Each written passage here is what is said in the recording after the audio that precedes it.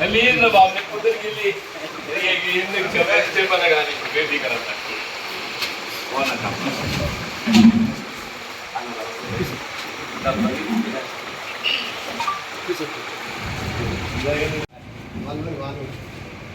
Raikal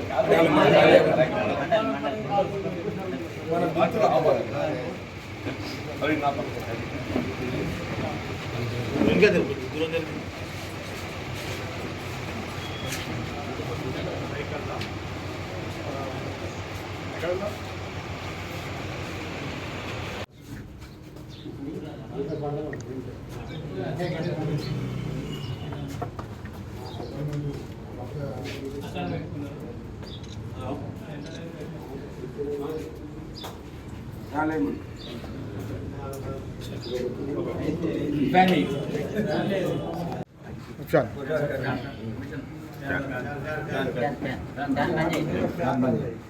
Samit.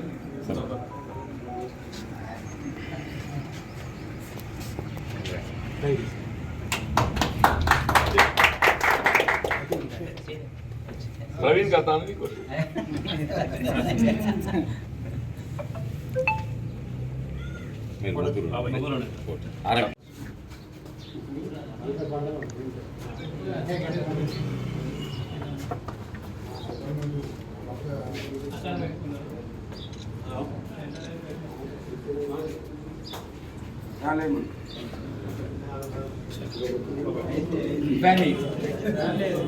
వైద్య సేవలు అందిస్తుందని చెప్పారంటే ఆర్ఎంపీ పిఎంపీ డాక్టర్స్ అని చెప్పక తప్పదు.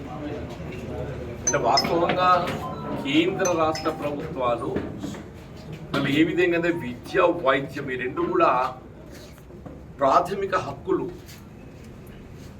వీళ్ళ సమాజంలోని పౌరులకు అందరికి కూడా విద్యా వైద్య సదుపాయాలు కల్పింప చేయవలసిన బాధ్యత కేంద్ర రాష్ట్ర ప్రభుత్వాలపై ఉంటాయి. వాస్తవంగా ప్రభుత్వాలు కూడా ప్రయత్నం చేస్తున్నాయి. ఇవాళ రాష్ట్ర స్థాయిలో మీకు వైద్య కళాశాలలకు తోడు వైద్యాలయాల విస్తరణే కానీ లేక కేంద్ర ప్రభుత్వం నేషనల్ రూరల్ హెల్త్ మిషన్ భాగంగా ఏదైతుందో ఈ పల్లె దవాఖానాలు బస్తీ దవాఖానాలు ఇవన్నీ కూడా అందులో భాగంగా ఉంది.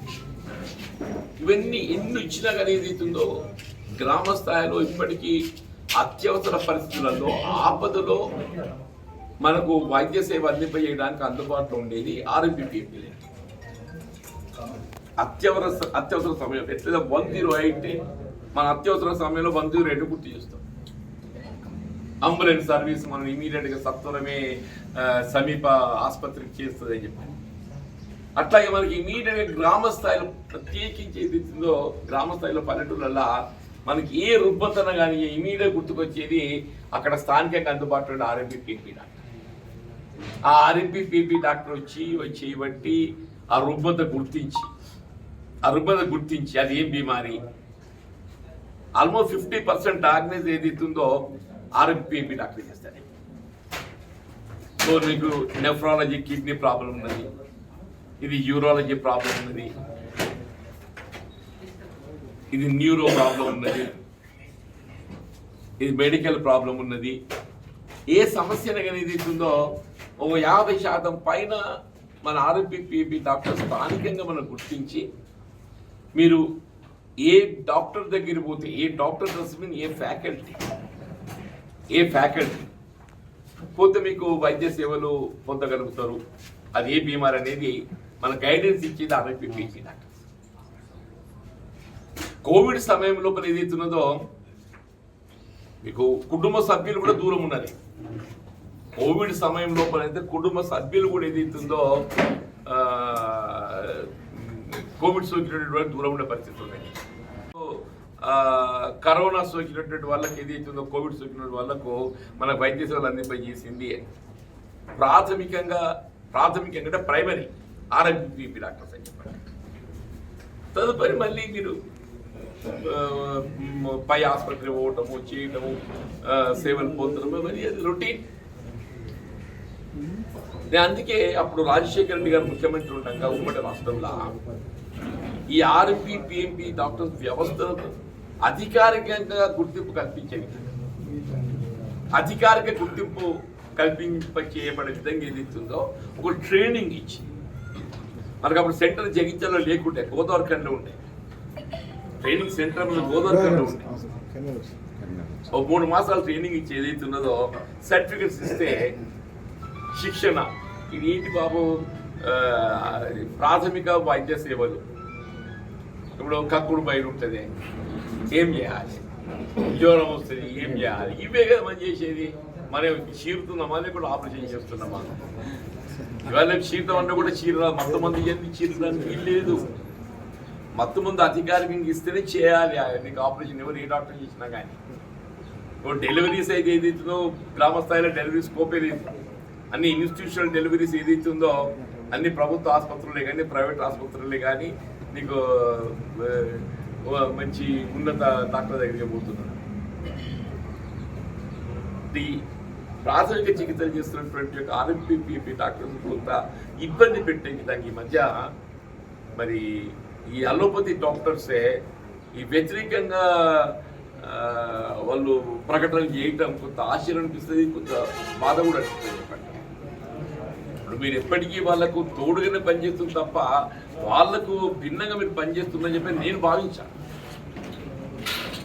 వాళ్ళకు తోడుగా పనిచేస్తుంది తప్ప వాళ్ళు భిన్నంగా పనిచేస్తుందని చెప్పి నేను భావించాను. అలోపతి డాక్టర్స్కి ఏదైతుందో అనుబంధంగా ఆర్ఎంపీ డాక్టర్సే వాళ్ళ తోడుగా ఏదైతుందో వీరు ప్రాథమిక సేవలు మాత్రం అనిపిస్తుంది. కాబట్టి దీన్ని భిన్నంగా భావిస్తుందని చెప్పాను. మన శాసన మండలిలో కూడా నాకు వచ్చిన అవకాశాన్ని నేను వినియోగించి చెప్పేది ప్రభుత్వం దృష్టి తీసుకెళ్ళాను. ఆనాడు 2004-09 మధ్యకాలంలో ఉమ్మడి రాష్ట్రంలో రాజశేఖర్ గారు ఈ విధంగా శిక్షణ ఇచ్చి వాళ్ళ గుర్తింపు కల్పింపజేసిందో వాళ్ళ మన ప్రభుత్వం కూడా తెలంగాణ ప్రభుత్వం కాంగ్రెస్ పార్టీ మనం గత ఎన్నికల ప్రణాళికలో పేర్కొన్నాం. ఎన్నికల ప్రణాళికలో పేర్కొన్నాం మేము ఈ ఆర్ఎంపీ డాక్టర్ గుర్తింపు కల్పింపజేయబడే విధంగా వీళ్ళకు శిక్షణ ఇచ్చి ఇలా గుర్తింపు కల్పిస్తే ఏ విధమైనటువంటి ఒక స్థానిక ఇబ్బందులు లేకుండా ఉంటాయి. చెప్పిన ప్రభుత్వం కూడా సానుకూలంగా స్పందించింది.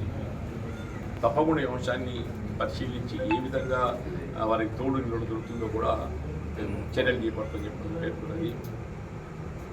మీకు ఇక్కడ నాకున్నటువంటి ఒక ఏ హోదా అని చెప్పని కాదు, నాకున్నటువంటి ఒక అనుభవంతో మీకు ఎప్పుడు ఏ సమయంలోనైనా ఏ సమస్య అయినా మీకు తోడు పని చెప్పండి.